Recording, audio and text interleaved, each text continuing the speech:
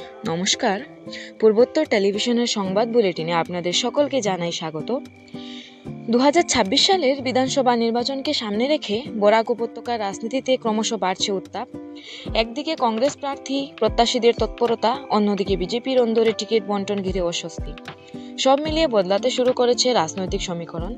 প্রথমেই হাইলাকান্দি জেলার প্রসঙ্গ।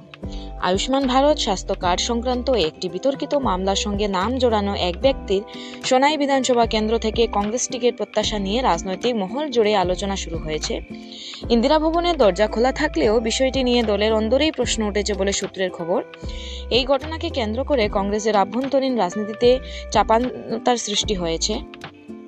এদিকে শাসক দল বিজেপির অবস্থাও খুব একটা স্বস্তির নয়।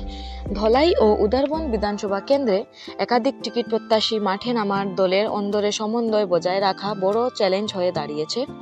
স্থানীয় পর্যবেক্ষকদের মতে বিরোধী দল নয়, বরং নিজেদের দেশের দাবিদাবার সামাল দেওয়াই বিজেপির জন্য 2026 সালে বড় পরীক্ষার বিষয় হতে পারে। অন্যদিকে ডিলিমিটেশনের পর বরখলা বিধানসভা কেন্দ্রে রাজনৈতিক সমীকরণেও বড় পরিবর্তনের ইঙ্গিত মিলছে। নতুন আসন বিন্যাস ও ভোটের কাঠামোর ফলে সেখানে ত্রিমুখী লড়াইয়ের সম্ভাবনা তৈরি হয়েছে। বিজেপি কংগ্রেসের পাশাপাশি বিজেপির মহিলা শাখার এক নেত্রী অনুরাধা দেবের বাসভবনে একাধিক প্রার্থী প্রত্যাশীর চিঠি পৌঁছানো নিয়ে শুরু হয়েছে জোর রাজনৈতিক আলোচনা।